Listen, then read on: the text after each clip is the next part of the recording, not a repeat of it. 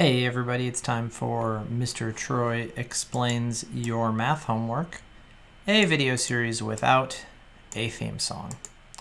Alright, so our first problem here involves this steel plate, which has some pre-marked holes and it's got two different radii. So the first thing to notice is that a radius is constant across an entire circle or circular sector. So that would make both of these 32.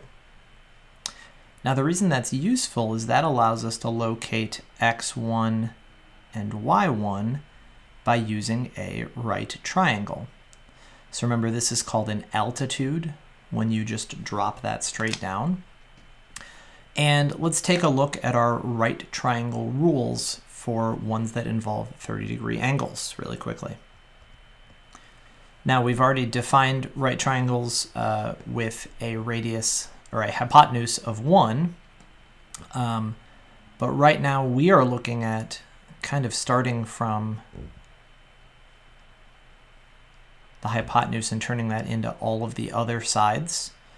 So I think the easiest way to think of that is that the hypotenuse is 2a, the side opposite the 30-degree angle is a, and then the other side is a root 3.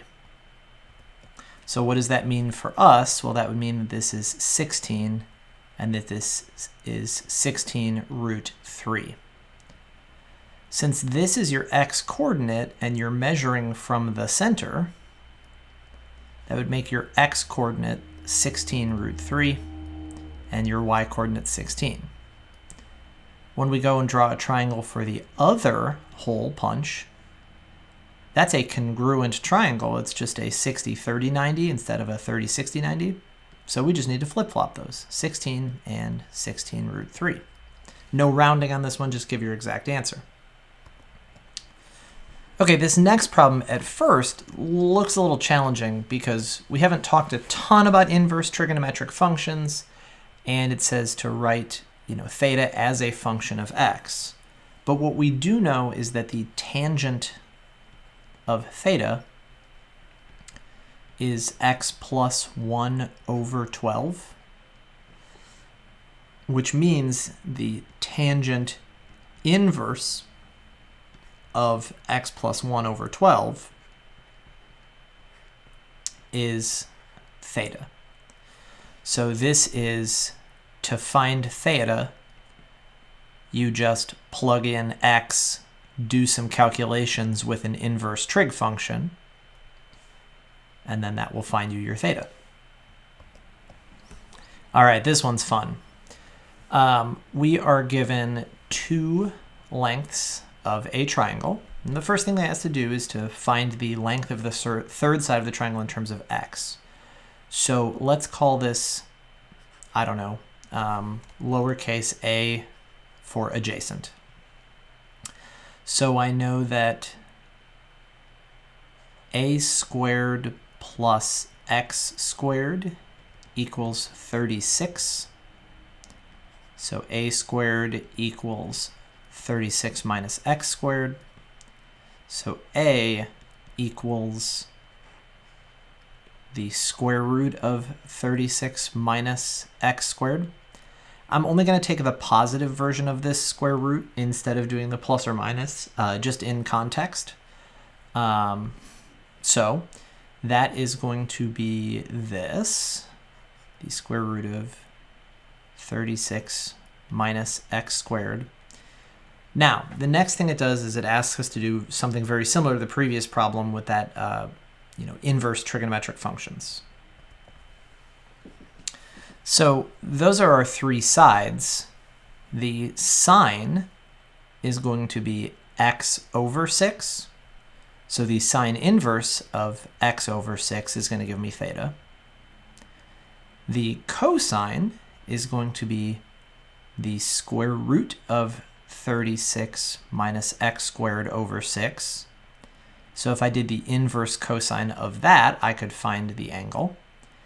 And the tangent is going to be x over the square root of 36 minus x squared. Now, since we're using WebAssign, I am pretty sure that WebAssign does not ask you to rationalize that denominator. There are a few instances where you might want to rationalize that denominator, but later on in life, you will be totally fine with that radical in the denominator. All right, our final problem. A passenger in an airplane at an altitude of 10 kilometers sees two towns directly to the east of the plane. The angle of depression, so they actually label that for us, which is really nice, are 28 degrees and 59 degrees. How far apart are the towns? So I want to find, oh, sorry, I'm on the wrong screen. I want to find this distance. And the easiest way to do that is by finding this distance and then subtracting this distance. So to find the black distance, I'm going to do purple minus red. I don't have to think about it using these triangles, though. So if I want, I can do this triangle and this triangle. So that would be beta for the purple one, and then theta for the red one. I'm actually going to use the triangles that measure the distance on the ground because I think that makes just a tiny bit more sense. But it does require us to use a little bit of knowledge from geometry. More on that in a half second. So I'm going to consider this triangle first, and using what we know about opposite interior angles, we're assuming that this line is parallel to this line, so that then this theta must be the same here. Those are opposite interior angles for something cut by a transversal, two parallel lines cut by a transversal.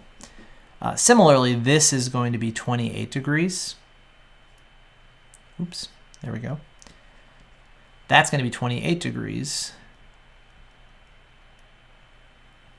And what we have here is we have an opposite.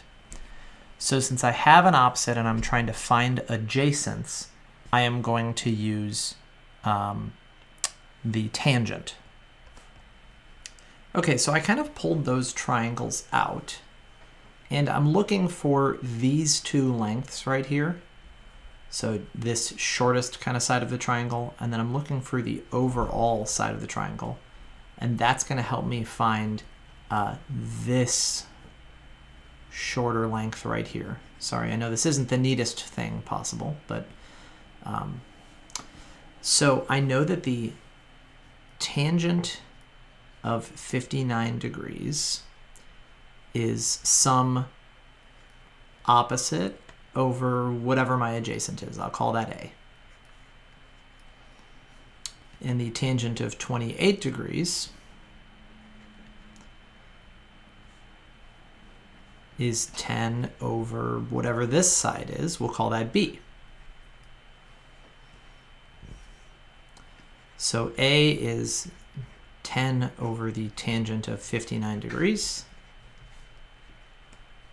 and B is 10 over the tangent of 28 degrees. And then to find the distance between those two towns, you would just subtract one from the other. All right, hope that helps.